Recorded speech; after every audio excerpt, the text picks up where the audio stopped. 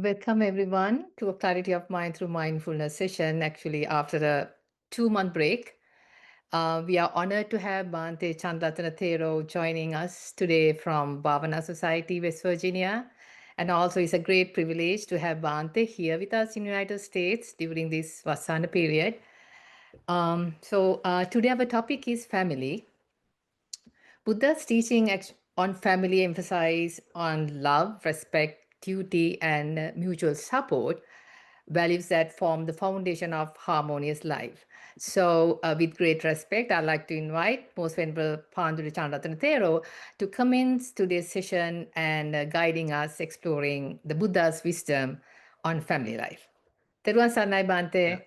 Veron Sarnai Shalika. So as usual, before we moving to the topic, so let's spend few minutes in guided meditation. So I think that make helpful for us to calm down, relax ourselves, and come to a mood so that we can tune towards the Buddha's teaching. So I invite all of you to calm down, sit comfortably, and then keep your head straight, neck straight, shoulders relaxed, arms resting, and keeping the upper half of the body also straight. And now we can gently close our eyes. So basically, we are trying to establish mindfulness in the present moment. So there may be thoughts coming to your mind related to the past or to the future, various plans. So just ignore them, don't give any value to them. Bring your attention back to the body. So currently we are sitting. All of us are sitting, not walking, not lying down, not standing, comfortably sitting. So when we are sitting, so how the body is positioned.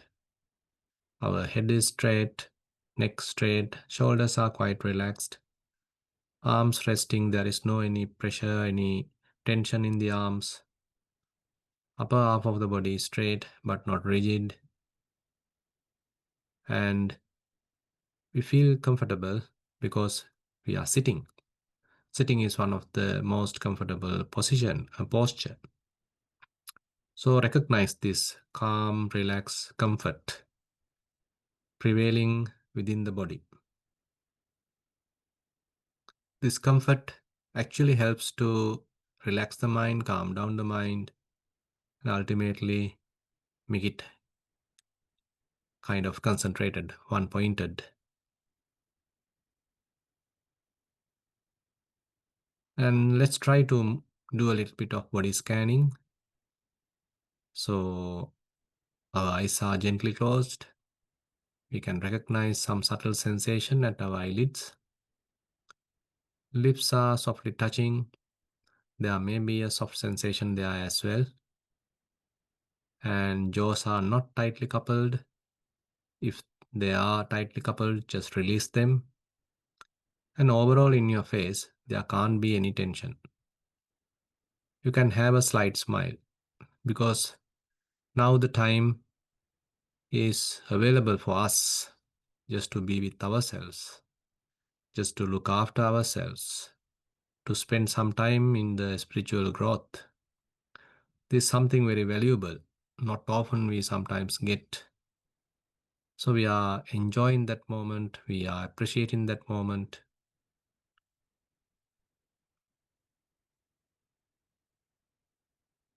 Head is straight, neck also straight, and shoulders relaxed. And now we can recognize how the different clothes are touching the body. At certain places, it may be a little tight. At certain other places, it may be mere rubbing sensation, touching sensation. So ask from the body how clothes are touching.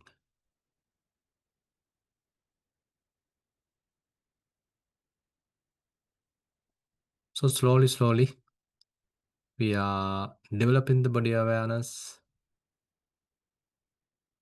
connecting with ourselves, befriending with the body, so that we can be mindful in the present moment in a very relaxed mood.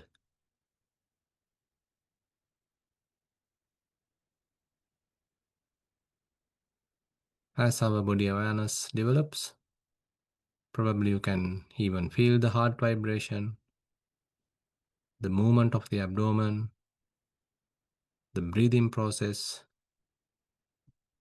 various little aches and pains available in the body, maybe some other touch sensations. All these are some positive signs indicating that we are mindful. And now let's move our attention to the breath. Keep your attention at the nostril and try to recognize each in breath, each out breath in a more gentle, relaxed, natural way.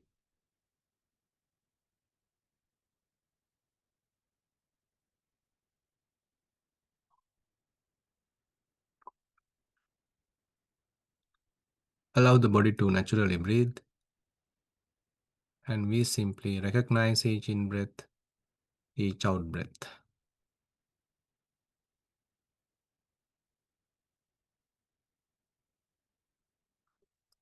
You can take a long breath, hold it for a while, slowly release. Settle yourself, relax yourself.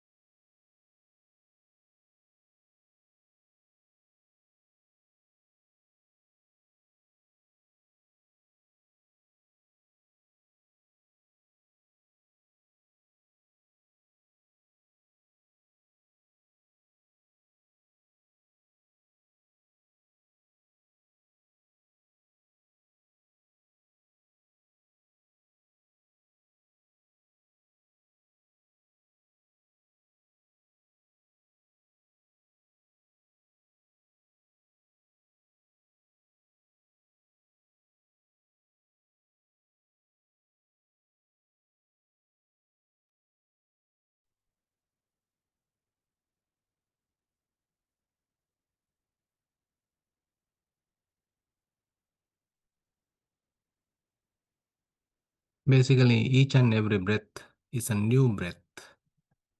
So we are acknowledging each in breath, each out breath.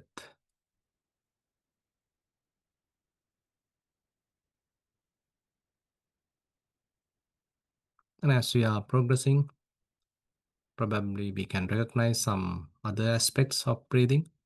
Maybe where is it touching? Maybe the coolness of the in breath, warmness of the out breath, whether the breathing become shallow or subtle.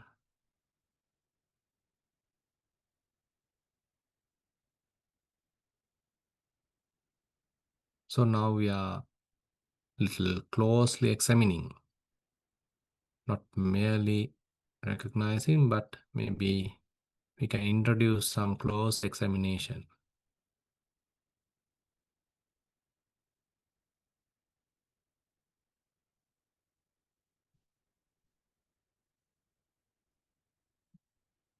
Allowing the mind to enjoy each in breath, each out breath. Anyway, if we are capable of maintaining the mind, even without an object, without attaching to anything, you are welcome to do that. but I am guiding particularly the beginners from the beginning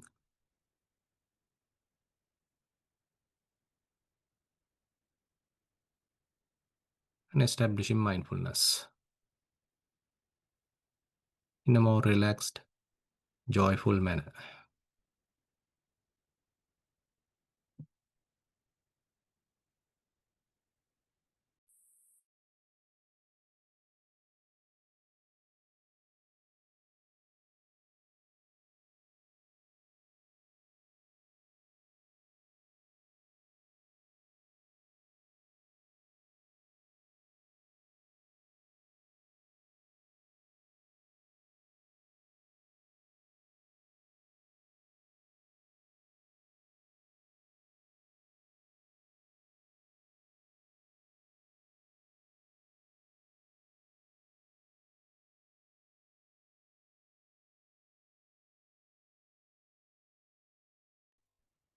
Sadhu, sadhu, sadhu. Okay, I think we can now get on to the topic. Let me share the screen.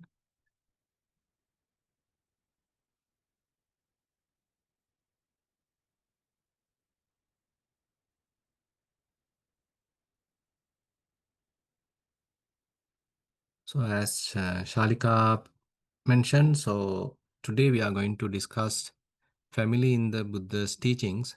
So, this also taken from the Buddha's words by Bhikkhu Bodhi. So, he has compiled this book really interesting because he has taken from various suttas scattered here and there, and now he is presenting in a way so that it's more readable and applicable and more practical. And so, as you know, the Buddha often given kind of a profound guidance on the family life. So sometimes people have the misunderstanding, okay, he's emphasizing always about the renunciation amongst life, but it is not that true because he has given enough explanation, or we can fair amount of guidance for the lay people. And now, actually, today I like to emphasize on the parental relationship and the kind of the spouses, about the spouses, how husband and wife relationship is explained in certain suttas. Because last time, probably you can remember, we discussed certain information available in the Singala Sutta, talking different directions. Now, if we consider this parents and children, now we all know that we have certain amount of gratitude towards the parents, and children are in that sense in debt to the parents. So these are in a way certain Buddhist concepts and more into the East, and sometimes we can't sometimes find even in the West. But in the Eastern culture, particularly nourished by the Buddhist teachings, so there is a great respect towards the parents. So they are being very much like every day, maybe assume that a young kid is going for the college, and he always pay respect to the mother, father when he's taking the leave, and even bow down and pay respect. So these things are really useful, really beautiful, because that encourages a very beautiful family background, family environment. Parents are given their true position in a way, true place, a kind of a respectable place, and children become more obedient and sort of easy to sort of listen, and parents can easily advise the children. So there's a this kind of relationship is sometimes we all can remember, we all can appreciate, we all have experience maybe. And on the other hand, Buddha taken it to another level, saying that the if a particular family has this sort of a background, that means children are now maybe even grown up, but still they look after the parents and they pay respect to the parents, and they consider parents as their sort of the ancient teachers, and even in at a very higher position regarding them as the Brahma and the like even the holy ones. So these are in a way kind of aesthetic way of thinking, but Buddha emphasized it and he said like mother and father are like the Brahma, like the ancient teachers, holy ones.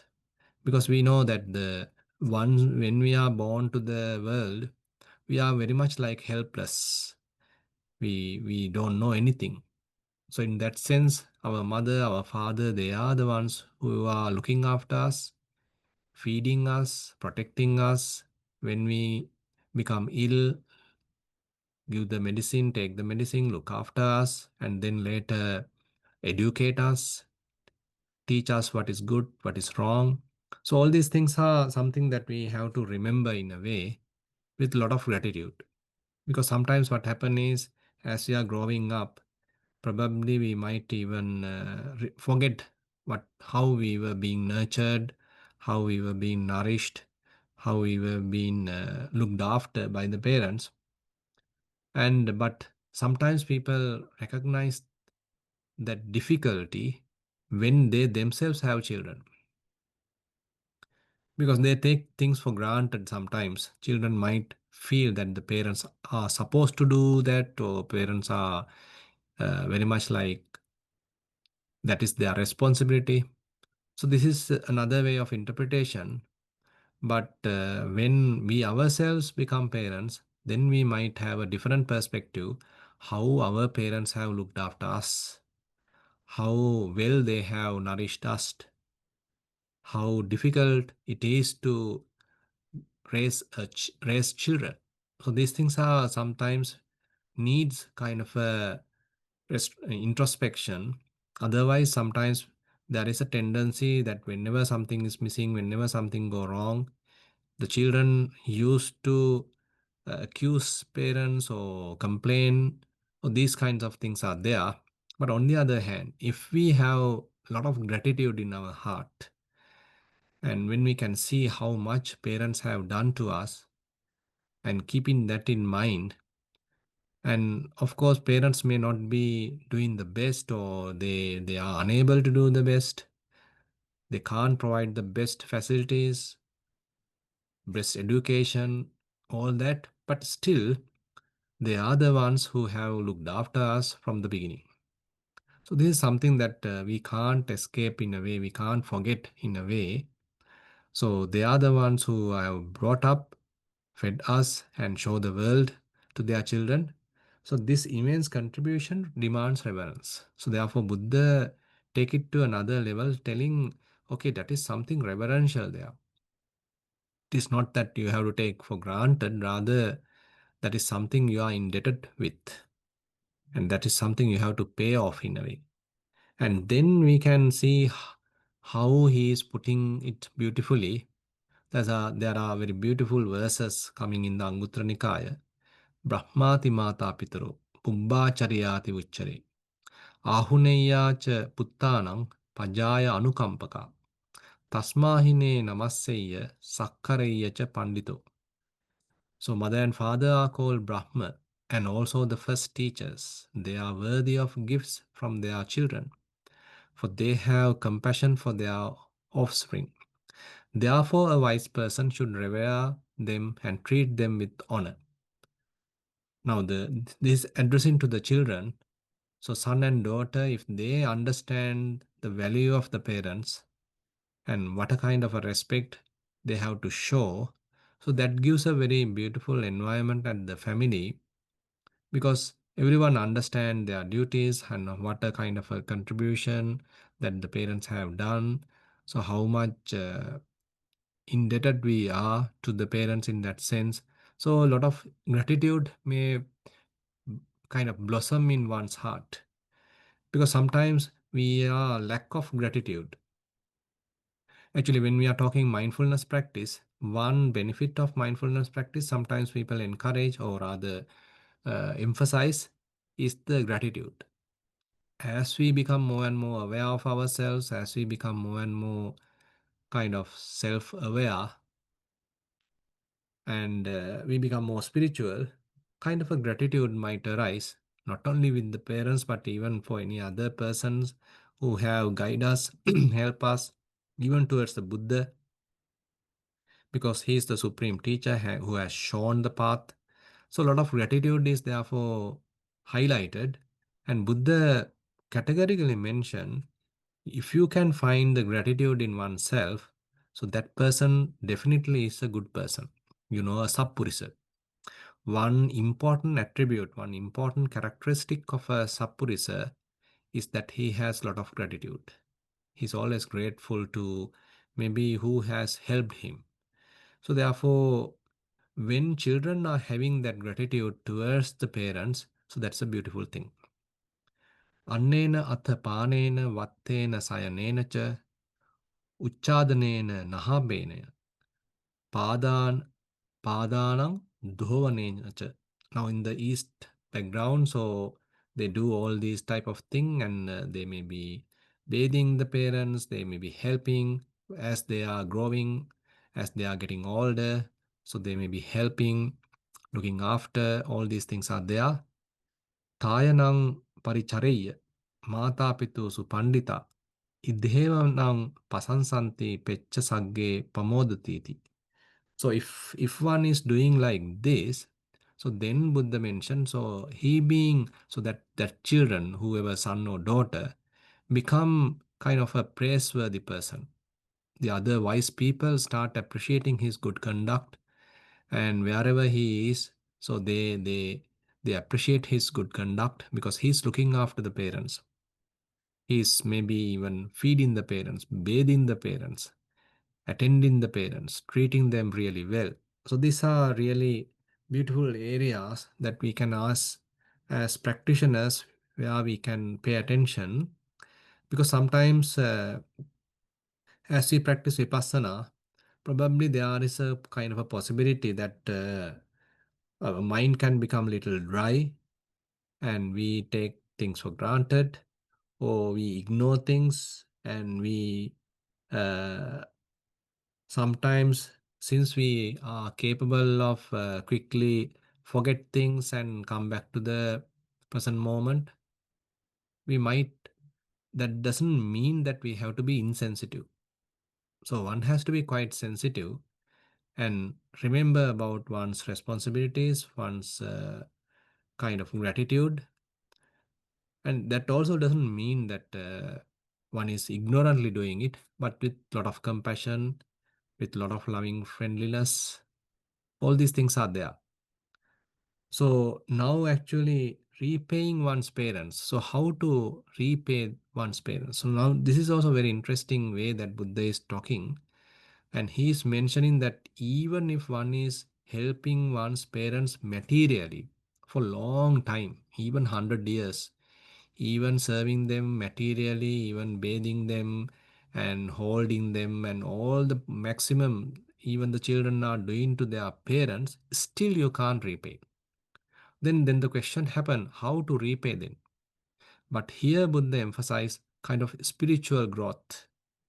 Assume that certain parents don't have enough saddha, but you as a daughter, you as the say son, if you have a lot of saddha towards the Buddha Dhamma Sangha, but parents do not have, then if you are capable of introducing them to the Dhamma, introducing them to the Buddha's teaching, or introducing some amount of saddha towards the Buddha, so that is a way of repaying. And assume that they are not really moral. Certain parents may be using some intoxicants, maybe liquor, but you understand the danger of it, and you are trying as a child, as a son, as a daughter, you are trying to avoid that and trying to minimize that, take him out of that bad habit and make him more moral. So those are certain areas that we can show the path to the parents, because it doesn't mean that every time parents are the ones who know everything and they are the best. That is not the case. Sometimes there may be situations that the children are more moral, children may be more capable, and they may be more virtuous. So that is also another situation, because you know that we all are kind of inheriting our past karma, and different potentials are there to different people. So when we are born to a particular human birth, we are carrying a lot of such old potential. So our siblings, our parents might not have that potential what we may be having. But if you understand, okay, I am having a lot of saddha, faith towards a Buddha, than my parents. So how about trying to introduce them to the Buddha's teaching, and to have some faith grown in the Buddha, even in the parents. Similarly, if you feel that you are more moral, you are valuing more into the ethics, but not the parents, then how about trying to take them also to this morality? So that's another area. And there may be situations that the children may be more generous, and they like to say offer dana or share whatever they have with the others, with the poor. But maybe parents may be even trying to stop it. So that also is possible. Not these things are not impossible, because there may be certain parents that they are stingy. They don't want to share things. But children may be more open minded and they want to share things. But you, as a child, if one understand, okay, my mother is more stingy, my father is more stingy, that is not something good for them. None of these things are taken when they are dying. So, how about I am trying to introduce some generosity in their hearts? So, these are in a way bit difficult, because parents think, okay, the children always have to listen to rather the children always have to listen to the parents. But certain occasions are there that is different, where the children are more capable or more generous than the parents, but that is a very good way of repaying the debt. Still, the children still have the debt towards the parents. How to repay is by introducing generosity into the minds of the parents. And again, the panya. So that is where the meditation actually come to the picture. Now you may be meditating, but not the parents, and they may be simply going through some cultural, habitual, or some ritual customs. But you may be trying to develop vipassana, and you're more into the dhamma, and so those things are also possible. How about trying to take them also? But these things are in a way sometimes difficult. We can understand they may be quite old and they are not ready to listen to us. So these things, these challenges are always there. But if we can slowly introduce our parents also to the Dhamma, that's a really good way of repaying our debt. So therefore, here we can see in this sutta in the Anguttara Nikaya that even though Buddha encourages children to look after their parents in a materialistic way, giving and supporting all the necessities as they are growing, but that is not the main emphasis. Main emphasis is onto the spiritual side. If your parents are not faithful, okay, try to make them more faithful. If your parents are not enough morally restrained, try to make them more into the morality. And if your parents are not generous enough, then try to make them more generous. If your parents are not wise enough, try to make them more wiser. So this is the way that, according to the Buddha, how children can repay their debt. So that becomes children's highest duty, to support the moral and spiritual growth of their parents. That way Buddha say, okay, you can repay the debt. You can even do more than what they have done. Parents have done tremendous amount of support to us, service to us, but if you are doing this, then you are doing more than that. So this is the argument that Buddha is making. Now, when it comes to the husband and wives, so in the Dhamma, so Buddha is talking about four types of marriages. So marital relationship, he is introducing in a different way, wretch with the wretch. So that means both partners are quite unwholesome. None of them are virtuous. wretch with the wretch, wretch with goddess, where the husband is immoral, he is not a good person, but he has anyway got a virtuous wife. She's like a goddess. And then God with the wretch. Husband is like a god. He's more moral. He's more with the Dhamma. But wife is not like that. Best case is where God with a goddess. Both partners, husband and wife, both have the good capacities, good qualities. So how Buddha is defining the wretch? That's where we need to understand.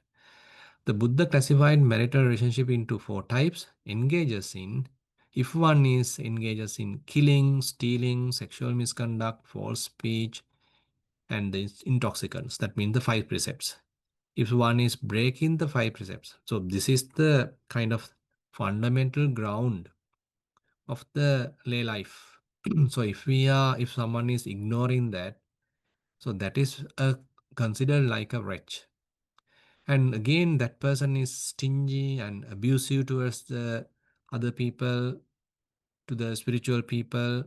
And again, he's not maintaining kind of a good relationship, peace within the family. Rather, he misbehaves and destroy the peace. And so that basically inhibits the this potential, the spiritual potential available in the marriage life. Now, actually, it can happen at both cases. If husband is like this, then the wife suffers. If wife is like this, the husband suffers. And if both are like this, then of course we can understand both are like two wretches, one with another wretch. And how Buddha is defining the God. So he's a person who is upholding moral precepts and avoids harmful actions. So he is trying to maintain the ethics, he's trying to maintain the precepts. He's a good moral person. And further, he practices generosity and speaks truthfully, honors and supports ascetics and Brahmins, creates an uplifting and supportive environment for spiritual growth. So Buddha actually aims at spiritual growth as well. Now that is interesting because it is not mere set kind of sensual satisfaction that one is expecting from the marital life. Rather, it can be used for spiritual growth as well. So that is the interesting thing because if you have some spiritual interest, then the children also will have the spiritual interest. That may be possible. If parents are really spiritual and they are maintaining such an environment in the house, then slowly, children also start copying that, admiring that, adhering to that. So they also become more spiritual.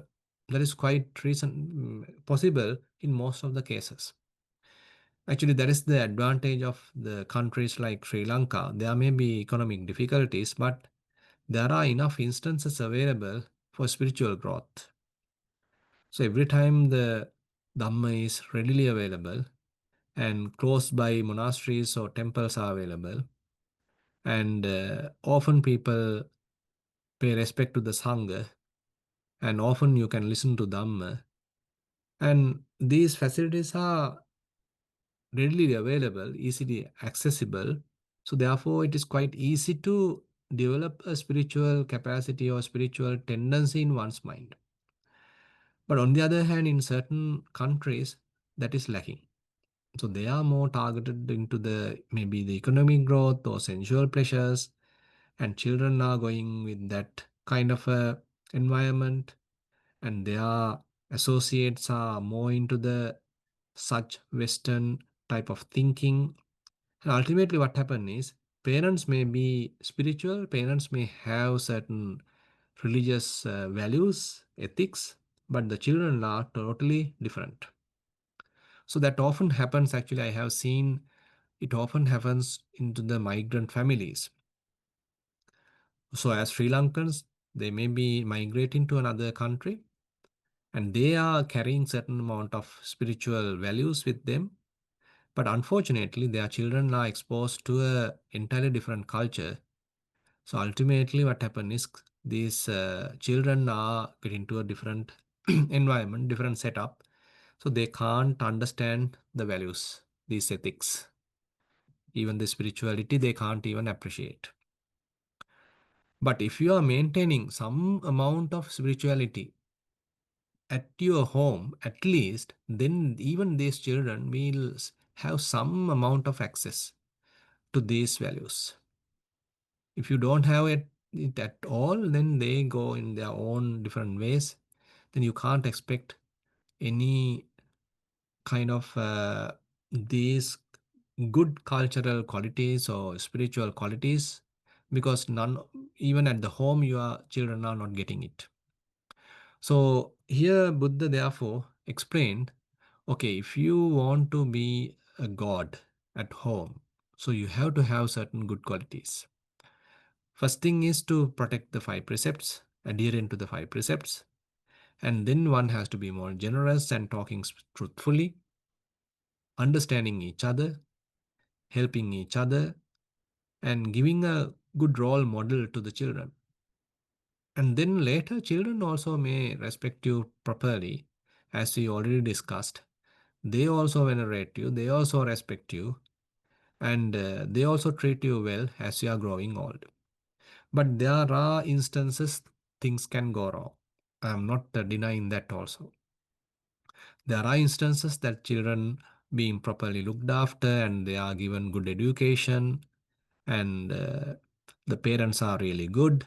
But unfortunately, due to some reason, children has gone entirely wrong path. So these things are also possible, because we are living in a fairly vulnerable world.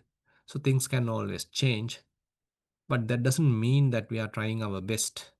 So as parents, as elders, we have to try our best. We have to show the path to our children, and if things happen properly, then they may learn. So that is the, in a way, kind of the responsibility. And therefore, ideal marriage is basically Buddha defines God with the goddess, where both partners practice Dhamma and shared moral values ensure harmony and mutual respect. A spiritually grounded couple cultivates a wholesome family and society, because family is the building block of the society. So if the family is spiritual, if family has some ethics, some good, say, wholesome aspects, so then slowly it may propagate, and the children also become like that. Even the neighbors probably can become similar. So likewise, we may be spreading the wholesomeness slowly to the outside. And there is a interesting story between Nakula Pita and Nakula Mata. Probably you have heard. So one day actually Nakula Pita come to the Buddha with Nakula Mata, and he is saying to Buddha, Bante, when we were married, as in our young age, I brought this Nakula Mata to my family. From that day onwards, I didn't have any desire for any other woman. So even a desire didn't experience in my mind for another woman, then no point of talking even how I was, how I have behaved with another woman from the body. It has never happened. And same thing mentioned by the Nakula Mata. Bante, I came at my young age to this Nakula Pita. From that day onwards, I have never had a desire about another man. Nakula Pita becomes my whole life. So this is a kind of a very rare case. Actually, Buddha appreciate how they have lived. So this is the best example actually we can find in the Buddhist literature, how the best lived family life. Nakula Mata and Nakula Pita are the best lived family life example that we can find from the Buddhist literature. And now they are wishing that even in the future we like to live like this. So that's a very another kind of a thing, because sometimes there are some rare occasions husband really likes and loves the wife and respects the wife. Similarly, wife also likes the husband, respects the husband, and now they want to continue some similar relationship even in the future, even in the future lives. Now these two people are asking that, and there Buddha mentioned, okay, if you want to have that, then you got to have similarity or some equality in these spiritual factors. You both have to have some similar faith, similar amount of moral conduct, similar amount of generosity, similar amount of wisdom. So if you both are having fairly similar spiritual qualities, then there is a possibility, even in the future, you may meet, you may have the same kind of a valuable relationship, more fruitful relationship. So such couples may rejoice in the, even in the Deva realm and having lived virtuously. Even in the human realm, they have spent fairly good human life, respecting each other, helping each other, like living a god with a goddess. Now, even after the death, they really can become a god and a goddess. So, this is how Buddha is actually pointing out this family environment. So, relationship between the parents and the children, and again, the husband and wife. So, the in conclusion, so therefore, it is actually a timeless guidance because the family life is being lived today, tomorrow, and this is the building block of the society.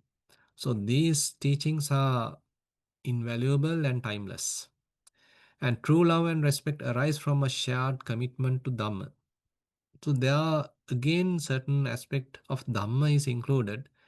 So it is not that you are completely becoming materialistic, ignoring the spiritual aspect. Rather, when one is having some very good spiritual component in one's life, so it's a kind of an encouragement. Because sometimes materialistic things, various resources, whatever your wealth, are very fragile. We never know what will happen tomorrow. There may be a fire, there may be a flooding, there may be some disaster, or maybe a theft. All these things are possible. But whatever the spiritual qualities that we may be developing, most of them one can maintain if we are continuing it in the proper way.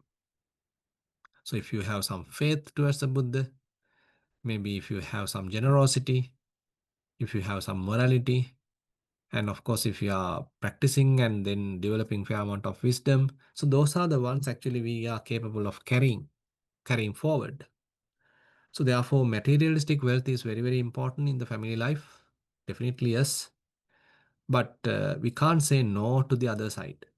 Because sometimes what happen is, even actually recently we were discussing this with some other people.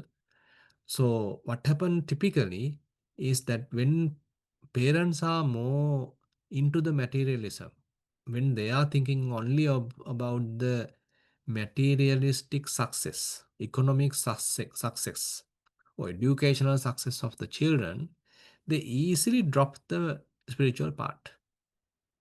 They may easily drop, maybe attending the Dhamma school or attending to a Dhamma sermon or any kind of such program. So that is the one ultimately compromised because the other educational things are more important and you are giving more priority to that, ignoring that spiritual component.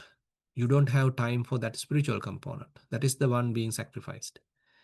Ultimately, what happens is the children may be grown lacking those good qualities, wholesome qualities.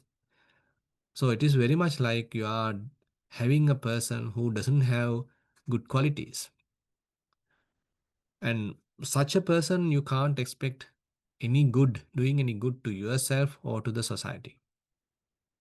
He may quickly go ahead further with the materialistic gains, ignoring you, forgetting you, and that is quite possible.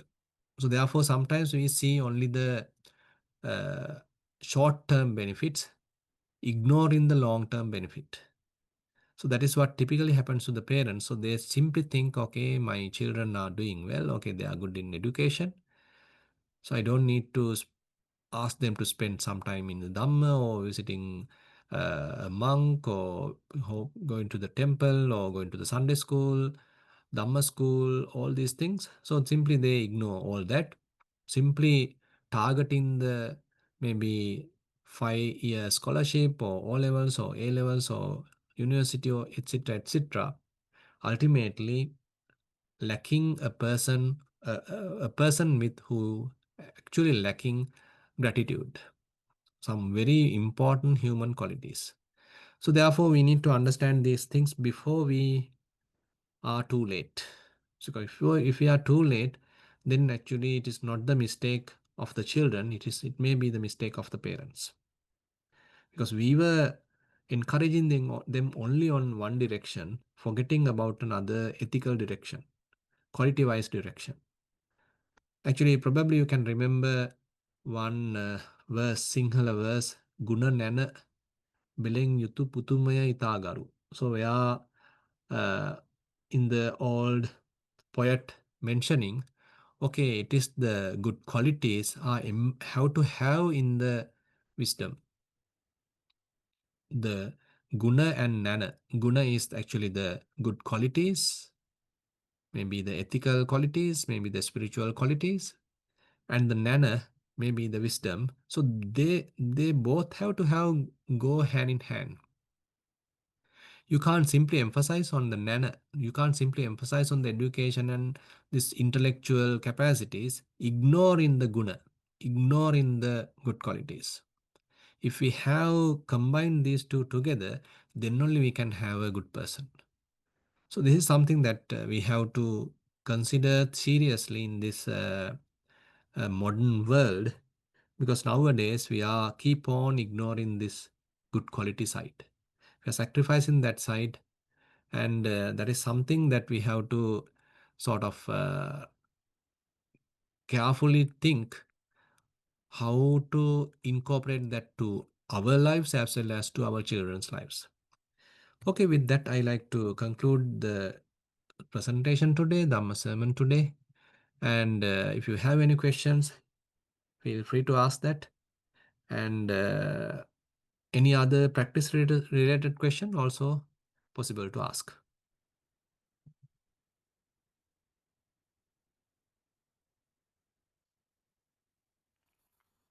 තෙරුවන් සරණයි Shalika, you ස්වාමීන් are වහන්සේ. muted.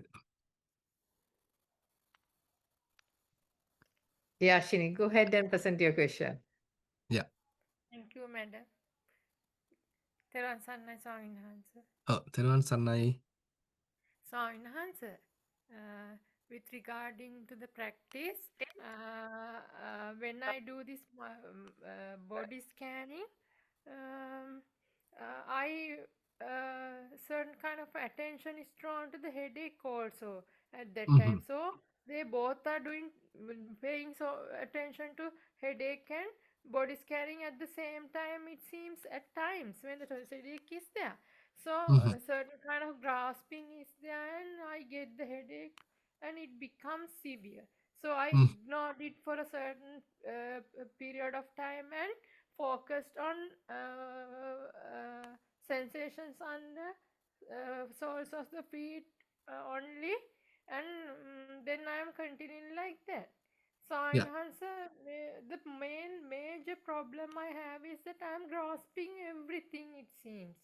So Mm-hmm. I just want to get rid of it. Um, so enhance, could you please tell me some kind of strategy to get rid of it as soon as possible, because the practice takes time, it seems. The solution takes time, of course. Actually, what you have done is correct. So rather than doing the typical body scan from top to bottom, so ignore that and just pay attention to some other place where there is no such issue.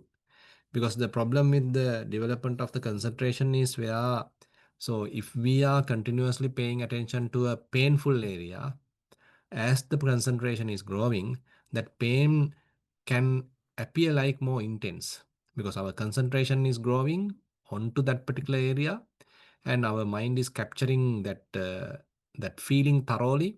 So as a result of that, you may feel very severe pain. That is that actually we can take it for advantage maybe at a later stage, but right now, better to avoid paying attention to that. Now, if you have headache, so one option is to pay attention to the headache if you are capable of handling it. But the other option is to pay attention to an entirely different area. Say you are walking and you are paying attention to the touch sensation of the legs. If you are, say, practicing rising and falling, you better pay attention to the rising and falling of the abdomen. But anapanasati would be difficult because that is also close to the head, within the head, and it may easily go your attention might be easily drawn to the headache. So we have to be a little strategic in that sense. If there is headache available, you better pay attention to below the shoulders mostly. So, in answer, the other fact I have realized now after your explanation is that the main reason for my not developing the practice well is this. So, I mean, answer, so far I have tried to understand that, but after your explanation, it is quite obvious to me now. This is Mhm. the thing. So, I mean, answer, whenever I become mindful, that means whenever the mind comes to the body or something, I just feel the headache at the same instance, and as it is severe most of the time, I tend to I like to get rid of the pain, so I just let my mind go to any other object rather than that uh, uh, becoming Feeling. mindful. That means I try to avoid becoming mindful in order to get rid of the headache. I think Mhm. that kind of a tricky thing is happening in my mind. But so Mhm. I mean, as I'm taking treatments now, so Veda Mahatya said that 60% is all right now, a Mhm. small period of time. But Sandhansa, I think I would rather carry on my meditation practice Yeah, I like think this for some. yeah, you may be doing rising and fall. I mean, using rising and falling as the main primary object, and maybe walking as well. I think those are quite okay for you. Yes, Swami answer. Swami answer. The other thing is, Abhanse asked me to listen to sermons. It is Mhm. very nice because when I listen to sermon, no headache is there also, and Yeah. no thoughts also. I can't say no thoughts because sometimes two or three thoughts are appearing and disappearing. But I think I like listening to the Dhamma sermons rather than doing meditation, because meditation is very troublesome and painful, but Mhm. listening to Dhamma is quite comfortable. And I'm not only listening to Dhamma, I listen to some English videos also. They are much more interesting to me than meditation at times. But Mhm. basically, walking meditation is very much admired by myself, but rather than the sitting meditation. When it Yeah. comes to sitting, it is very difficult with the sitting posture Mhm. Yeah, because you can practice. headache You is can, very obvious at that time. yeah, you can practice sitting only when you don't have headache. So that may be the best solution because when headache is there, if you are trying to practice sitting meditation, it may naturally bring your attention to the headache and it may appear more intense and you are suffering. So don't practice sitting meditation when you have headache. But if everything is okay, no headache, then you can go for sitting. Yes, so and also there's something else I wanted to tell you regarding the today's topic, Swami Hansa.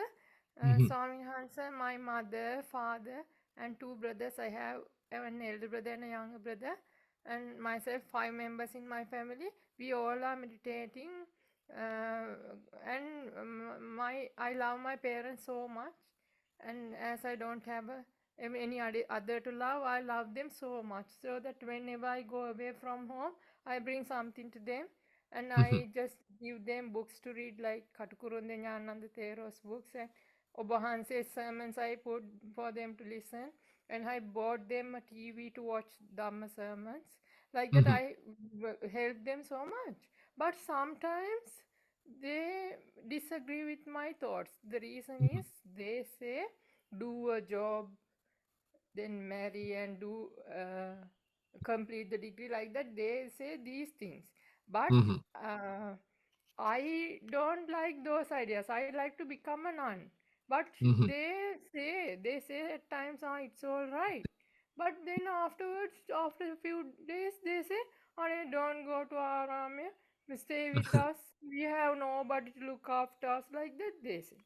And so they are always now. When I meditate, they come and say, "Don't meditate." When I listen to sermons, they say, "Always listen to sermons." Like that, I don't know.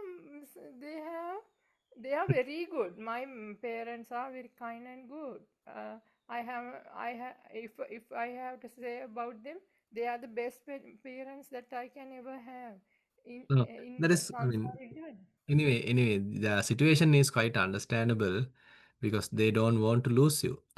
They really love you and they want to keep you as much as possible close to them. So if you leave them, then they'll be in trouble and they feel sad. So that's why they are trying to avoid it. So this is very common thing. I mean, if ever when someone is trying to renunciate, a typical uh, kind of restriction or resistance coming from the parents. That is very natural.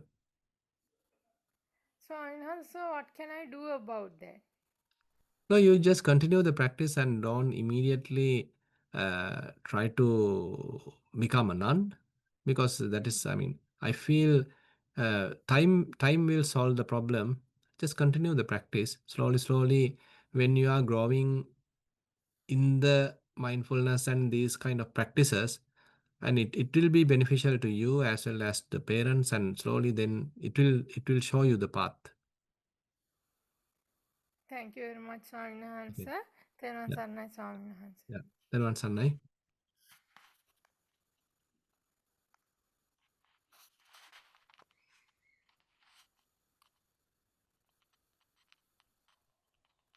So it Bhante, seems.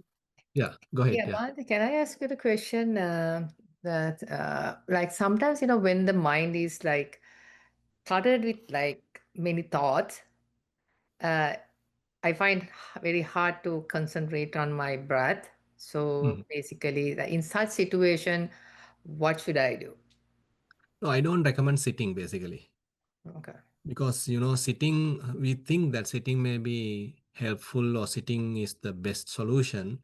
But when the mind is scattered and too many thoughts are coming and you had a lot of difficulties in the day's life and you went through some difficult situations, on such case, more open type of practice is beneficial, like walking or just walking outside and looking around, maybe being in a garden and go for a little bit of jogging if you are doing so, like that, because the mind needs kind of a uh, abandoning of the pent up energy. So you have been stressed up because of the day's work or any situation, any incident happen. So all those things are gathered in the mind. So with that burden, if you are immediately trying to meditate, sitting meditation, mostly it is not going to be successful. Better have a just a relaxed walking and you know uh, going here and there and just releasing out that pent up energy and slowly then coming back to your body and slowly establishing mindfulness, and when that is fairly done, then you can come to the sitting. Okay, Bhante, thank you. Especially Yeah. like I feel like, during, towards, night at the end of the day and Mm. tired and after work and, housework and everything. So Yeah. sometimes I feel like it's hard to concentrate. My my mind is restless.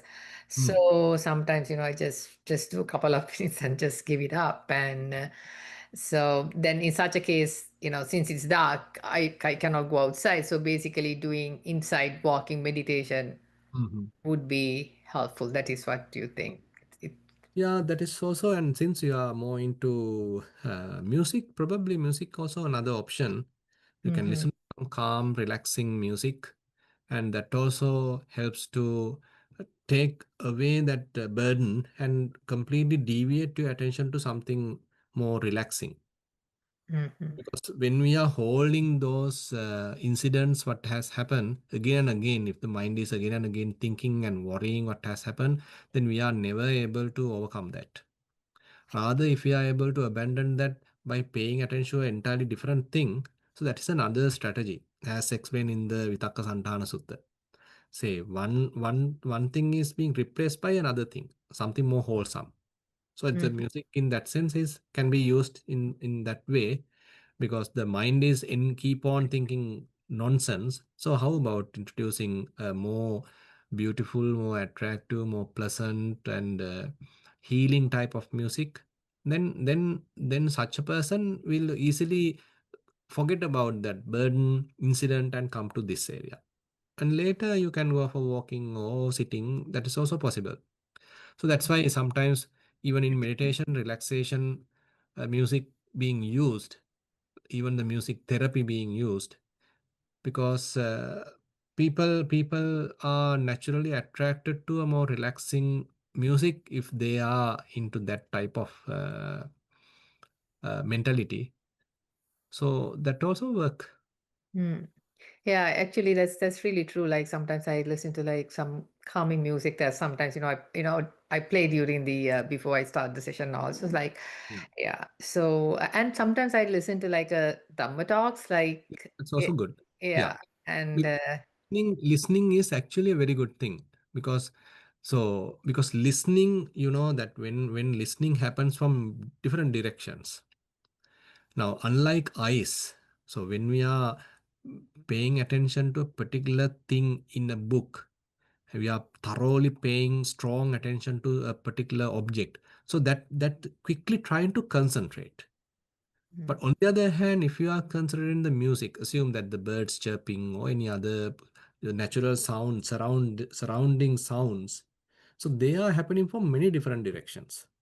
So this mindful listening, when the sounds are happening from many different directions, so it opens up.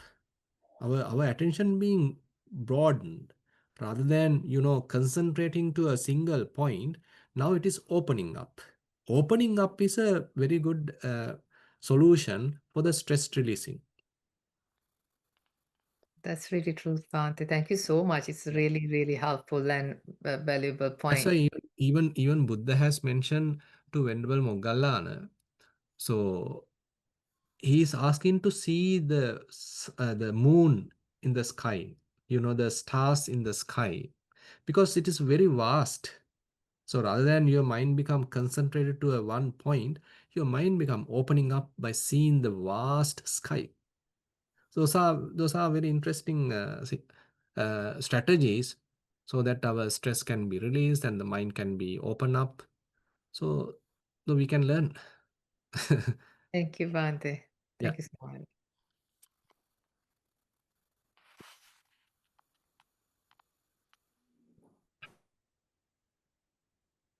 Ashini, you want to ask another question? Please go ahead. Answer, please forgive me. So, answer. When I was listening to a video on motivation, I heard that that person was talking about a person with an audio weight. So he has pointed out uh, certain qualities in that person with a audio weight. And I wonder whether Bhansi can explain me what is regarding that, and what are the things that we can get I mean, like, what are the benefits that we can get out of being an audio weight person like that. Audio, wait, I didn't get the term properly. So enhance audio weight means having a weight upon the auditory factor, I think. Uh-huh. I'm not familiar with it. I need to find out. So Uh, enhance, if you find out, please tell me. So enhance, he said that those kind of people pay much more attention to things that by the things I can't they hear hear, you. and Mm, they are paying mm, for out of the six senses, their major sense mhm. is that, which is very sensitive and very beneficial for them if they improve the capacity in that, like that, something like that. Mm-hmm. So Swaminathan, Mm-hmm. please find out about that and please give me an idea about it, because Obahanse told me that I should keep on listening to the sermons, and I think Obahanse has told me it because Obahanse has seen something which related to that quality in myself. So I just want to improve that ability if it is there. Mm-hmm. Yeah, I mean, I mean, not only you, most of us are having that thing as a general thing, because eyes are very much like concentrated to one point. If we are paying attention to a book or something like that, but eyes also can be opened up, as I just explained, when we are looking outside, looking a garden or looking a very far object, stars and the moon and a very very vast area. When we are opening through our eyes, then eyes are also going to a different angle or different perspective. Similarly, the audible side, so there may be instances that certain people are more sensitive to the audible input than even the auditory input than the in the visual inputs. That may be possible. Now, say for example, the blind people. So they are not using their eyes, but they are very sensitive. They can easily capture even a very slight sound. So like that, certain maybe possibilities are there. Anyway, we'll try to find some more details. Yes, Swaminathan. Okay. Thank you, Swaminathan. Theran Yeah, Sana Swaminathan. that was on.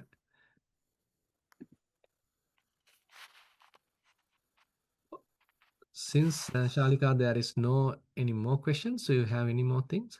So, there is actually a written question. I that it came from that the form I sent out to the members. So, Uh-huh. let me try to get that, Swaminathan. Okay. Theruvan Saranai Bhante, I have been meditating for a number of years following your instructions. I have a daily practice. I start with walking meditation, being mindful of the sensation of the bottom of my feet. At times, I feel temperature changes on the top of one foot. I try keep my mind on this. I typically feel the beginning of the change, but I have a hard time catching the end of the sensation because of my mind has wandered. Also, with sitting, I seem to need a lot of exertion to keep my mind on the breath. When I bring the mind within myself and observe the breath along with the sensation in the chest area, I seem to feel more relaxed.